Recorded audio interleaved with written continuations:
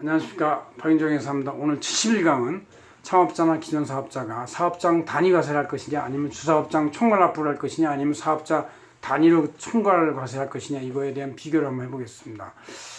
지금까지 1강부터 70강까지 진행했는데 1강부터 60강까지는 창업, 출산, 그 다음에 자녀 양육과 관련된 세금, 그 다음에 그 이후 회사 운영에 대해서 여러 가지 지출 증빙에 대한 것, 또 창업자나 경영자의 보수, 또 배당, 뭐 이런 것들, 또 차등 배당까지 했었고, 그것이 이제 청산하거나 아니면 기업을 양도할 때 그 이런 포괄 양수대 개념에서도 알아봤습니다. 그 다음에 또 71강부터 60강, 71강, 70강까지는 또 그 이후 거기서 빠진 것 중에서 일부 또 해서 이제 과점주주에 대한 어떤 제2차 납세 의무까지 한 번 더 알아봤습니다. 그래서 1강부터 70강까지는 하나의 주제가 아주 계속 흘러가면서 여러분들의 이 경제 생활과 창업 및 그 회사 생활에 대한 일반적인 얘기가 쭉 있었고요.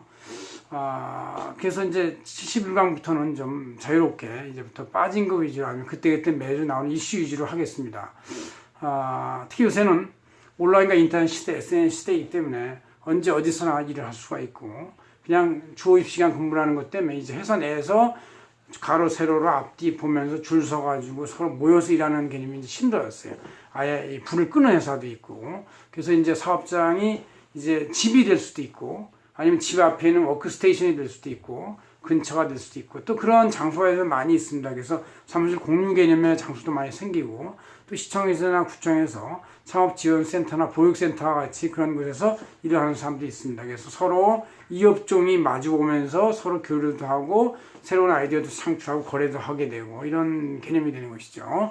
그래서 저도 회사에서 나름대로 재택지원팀이 많이 있습니다. 그래서 나름대로는 할 수 있으면 회사 집에서 하고, 또 회사는 가끔가다 와서 회의하고 토론하고 어려운 거 물어보고 승인받고 가고 이런 식의 개념이 이루어지는 것이죠. 이와 같은 것이 이제 바로 이 아주 이 사무실을 없애는. 그래서 실제 도심에는 이제 공실률이 10% 이상 점점 20%대로 올라가고 있습니다. 그래서 최근에는 주택 공급이 부족하고 주택가격이 폭등하니까 오히려 도심에 있는 빈 사무실을 활용을 해서 그거를 고밀도로 개발해 가지고 임대사업에 해서 청년 젊은층, 그런 신혼층들이 많이 들어가 살고, 위층에서 잠자고 밑에 층에서 근무하고, 밑에서 잠자서 위층, 이런 식의 주상복합을 더욱더 많이 짓겠다는 것이 이제 현재의 공급 대책일 정도로 이제 사무실이 많이 필요가 없는 시대가 됐습니다.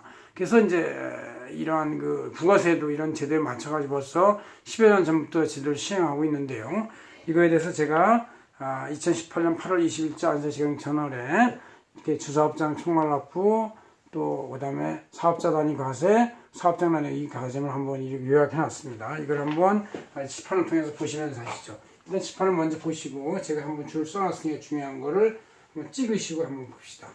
자, 찍으셨어요? 네. 자, 71강 창업자가 사업장, 원래 기존 개념대로 사업장 단위 할 것이냐, 아니면 본전의 사업자 단위 과세 할 것이냐, 아니면 주사업장이 총괄 납부할 것이냐, 이런 개념이 이제 중요하죠. 그래서 원래부터 기존의 일반 원칙은 부가세 8조 1항에 의해서 각 사업장마다 개별적으로 신고 납부하고 한다. 그 개별적인 사업장은 지점, 공장, 분사무소, 영업소, 뭐 여러 가지 형태의 표현이 있습니다. 그래서 많이 있고, 그래서 각 사업장 개별 단위로 내부 간에도 세금을 주고받고, 외부와의 거래는 당연히 세금을 주고받습니다. 그래서 부가세금 작성 납부는 각 사업장의 나 지점, 공장, 분사무소는 어떤 형태의 명칭을 가더라도 별도의 흩어진 단위가 있으면 거기서 그 단위를 부가세 신고를 하고, 또 납부도 별도로 하는 것이 이제 현재 여러분들이 기존 모든 것이 하는 것이고, 대부분 아직도 여기 해당할 거라고 생각이 됩니다. 그러나 자, 이렇게 이제 하는 것이 불편할 수도 있어요. 온라인 시대가 되면서 통합됐는데,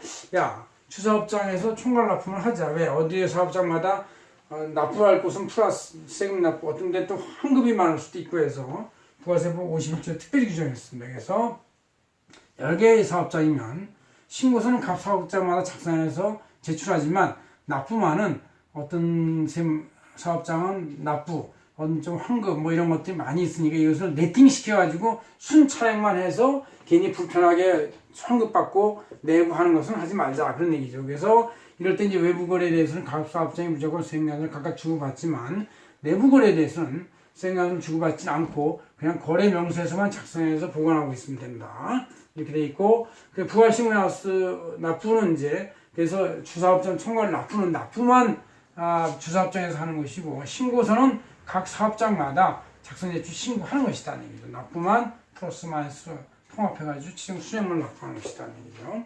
그다음 이제 마지막으로 작성되는 SNS의 총화인 이 사업자 단위 과세는 사업자 본사, 본적, 주사업자 이거 하나의 사업자가 드는 건 아니고 그냥 거기서 다 모든 거를 총괄하고 또 온라인으로 자동으로 그런 시스템이 구축되어 있기 때문에 본사, 주사업의 사업자 등록만 사용해서 생겨서 끊고 나머지 각 개별 사업자는 그냥 그 편의상의 보유번호 정도만 있고 사업자 등록번호는 없어진 것이죠.